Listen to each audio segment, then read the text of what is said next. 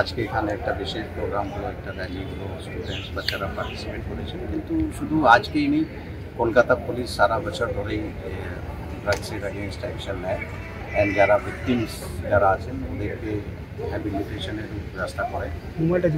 ড্রাগের ক্ষেত্রে আমি এটা বলতে পারি দ্যাট যদি সবাই মেট্রোকে যদি কম্পেয়ার করা যায় তো Kolkata jurisdiction, Kolkata Police's jurisdiction is one of the safest as far as consumption of drug is concerned. We have the least consumption of drugs here.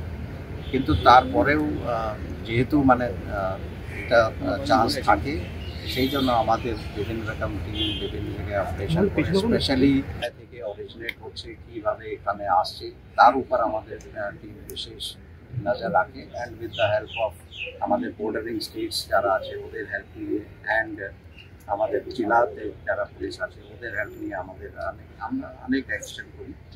But still আমি বলবো দ্যাট টোটাল শেষ হয়ে গেছে এটা বলা যাবে না।